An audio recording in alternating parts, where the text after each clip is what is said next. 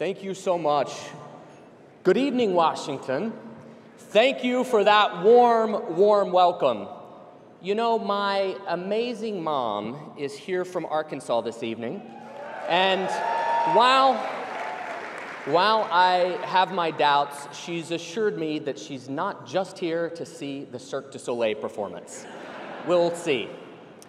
It's a real honor to be introduced at my first national dinner by two families who have inspired me since the darkest days of Proposition 8.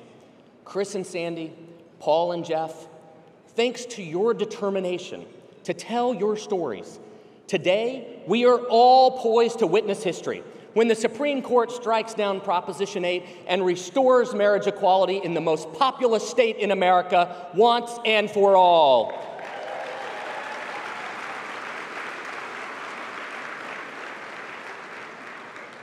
It's such an exciting time to be a part of this organization and this movement because we are making history. We are witnessing progress that many of us thought we might never see in our lifetimes. Men and women in the military serving openly with honesty and dignity. 35 million Americans living in a state where they are free to marry the person they love. The President of the United States declaring it's time to end marriage discrimination, and for the first time, a majority of the American people saying they agree. We are making history.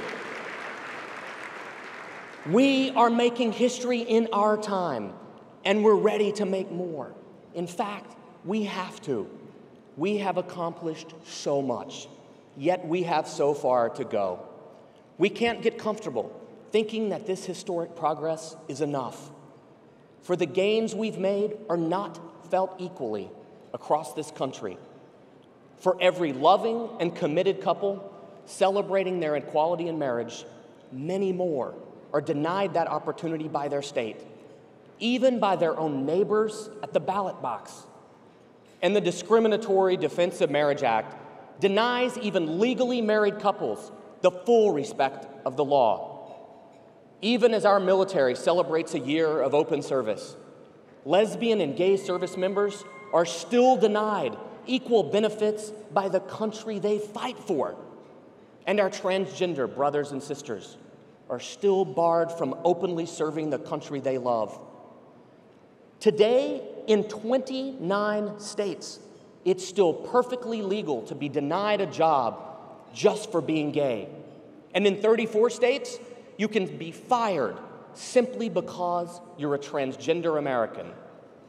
After all, if you're here in this room tonight, you're not only fighting for your own personal rights and dignity, you're here because you understand that we have a moral responsibility to stand up for those who can't. On my very first day in this job back in June, I met two people who remind me what this fight is all about. How much work we have ahead of us, and how much hope people are feeling across this country. Hope for a more equal future that's just over the horizon. One of the people I met was a gentleman named Richard. Richard is 74 years old, and he just came out of the closet last October.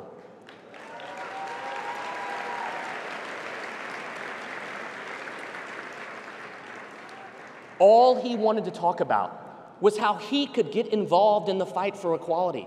He wanted to make up for lost time, to try and regain some part of the identity that he lost to those decades in the closet. But even more, he wanted to build a more equal country, a better future for today's young people, to spare others the lifetime of struggle and pain that he's endured. Richard's story reminds me every day that there is a human face to our struggle. Lives lived with the consequences of inequality and discrimination. The pace of progress we make isn't just about making history.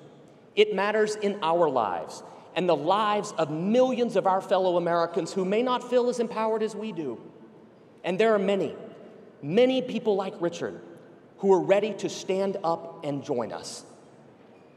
The same day that I met Richard, I was at an event in Little Rock, Arkansas, my home state. The room was packed. A 19-year-old young woman stood up right in front, her eyes full of tears. She said she had driven 2 hours just to be there. This young woman told me she grew up in a small town, in a deeply conservative home, living under her given name, and loving her family with all her heart. And she knows they love her too. But she's equally certain all that would change if she told them the truth, that she's a lesbian. So in her own hometown, in her own home, she doesn't reveal this important truth about who she is. We all know the pain and loneliness that comes from that kind of life. So every chance she gets, this young woman gets in her car and drives more than 100 miles to Little Rock. There, she's a different person, going by an entirely different name, Alice. Alice has her own separate Facebook page. She hangs out with her own group of accepting friends. In Little Rock, Alice can stand up in that crowded room and tell her story. But when she walks back through her parents' front door, she steps back into the pain of that closet.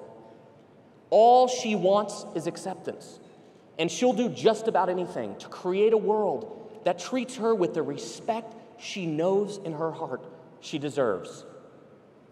Richard and Alice have plenty of reasons to be impatient. They have plenty of reasons to be resentful. But in the face of it all, they are optimistic. They feel change in the air. They know our moment is at hand. My friends, we have a choice to make. We could choose to step back, look at our recent successes, place our trust in the whims of public opinion, and simply wait until the institutions of power finally open their doors to our community. Or we can choose to be bold. We can choose to fight for the laws we know we need and the welcoming country our families deserve. Fight until the gains we've made are felt equally in all corners of this country. My friends, HRC chooses to be bold. We choose to fight. If you're here tonight, I know you agree. And you know we've got to start right now. After all, this election is our next best chance to make historic progress. It can be a real turning point, but it could go either way. Either Mitt Romney will have a national platform to defend the Discriminatory Defense of Marriage Act, or we will send President Barack Obama back to the White House with a pro-equality mandate.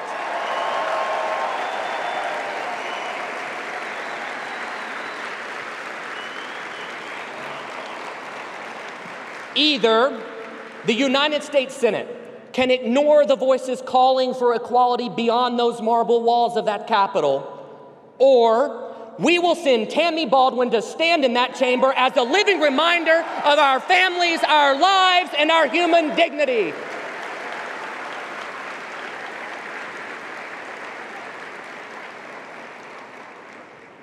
Either our adversaries at the ridiculously named National Organization for Marriage will strip away equal rights at the ballot box, or voters will stand up for marriage equality in Maryland, Minnesota, Maine, and Washington. This is our moment.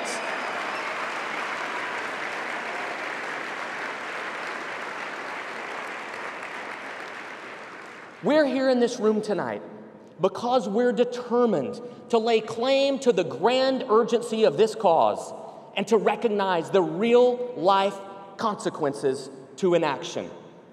We're here because we know how a life can shatter when a partner dies, and state-sanctioned discrimination adds insult to personal tragedy.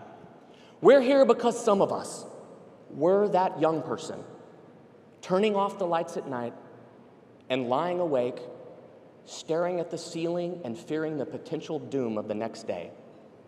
But most of all, we're here because we know Alice and Richard can't wait, and that the future we stand to gain is worth fighting for right now. A future with schools that welcome all young people and faith communities that embrace all who come to worship. A future with workplaces that respect our families and value our contributions regardless of who we are. And a future, not long from now, where who you love never limits how you live. Your support of this movement and this organization makes that future possible. Thank you very much.